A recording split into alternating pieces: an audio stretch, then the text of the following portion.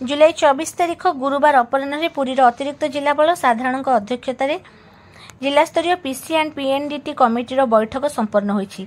सेथिरे दिया जाइथिबा हिसाब अनुसार एबे पुरी जिले में कन्या संतान जन्महार प्रति 1000 पुत्र संतान 924 रही।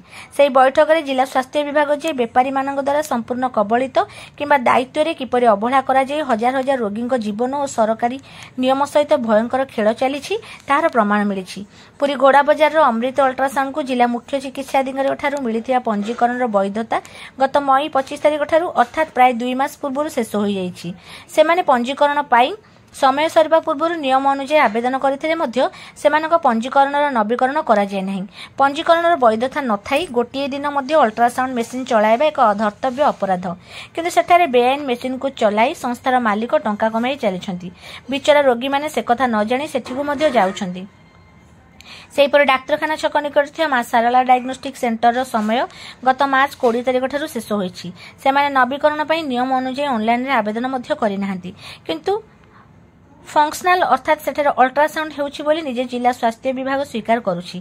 डाक्तरखाना छकर पेट्रोल पंप पछबड़थिबा श्रीमंदिर डायग्नोस्टिक्स रो वैधता गत 2 तारिख रु शेष होई सारिछि। तेबे मध्य सेठारे अल्ट्रासाउंड करा जाउछि बोली स्वास्थ्य विभाग मंतव्य दैछि। सतटी कोन जदियो हमको जणा नहीं, आम प्रतिनिधि जाई सेठारे गोटे बाहर अल्ट्रासाउंड अस्थायी भाबे बंद अछि लेखा देखि फेरिछंती।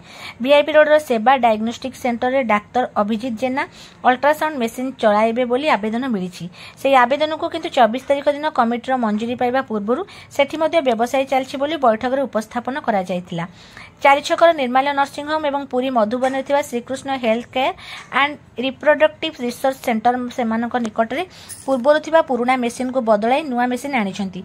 सेमाने नुआ मेसिन को पंजीकरण रे जोड़िबा लक्ष्य रे आवेदन मध्य करिछंती, किंतु स्वास्थ्य विभाग अवहेला कारण सेमानक मंजूरी मिलु नथिला। सेठारे मध्य व्यवसाय बंद न होई पूर्व भली चलीथिला। पंजीकरण वैधता नथिबा समय केते जण रोगींकर केउठो अल्ट्रासाउंड करा जायछि, सेही बेआईन संस्था मानकर गर्भस्थ शिशु को लिंग निरूपण करा जायछि कि नाही एवं रोगी मानकर भूल ना ठीक निरूपण करा जायतिला ताहा भी प्रश्नवाची। ताहाको अनुध्यान करा जिबा सह तुरंत बेआईन अल्ट्रासाउंड मेसिन समेत संपृक्त पथ क्लिनिक मानक सील करा जिबा और आवश्यक स्थले फौजदारी दफारे दृष्टांतमूलक दंड विधान करा जिबा निमंते तथाभिज्ञ महलर दाबी होछि। स्वास्थ्य विभाग पक्षरु काहेकि निर्दिष्ट समय कमिटीर बैठक डका जाउ नाही, कमिटीर सदस्य मानक काहेकि क्लिनिक परिदर्शन में सामिल करा जाउ नाही, काहेकि गर्भस्थ शिशुर लिंग निरूपण संक्रांत रे गुप्त भावे छानबीन करा जाउ नाही एवं काहेकि बेआईन भावे चलुवा क्लिनिक मानक उपरे समय अनुसार कार्यानुष्ठान ग्रहण करा जाउ नाही, ताहा बे आलोचनार विषय होईछि।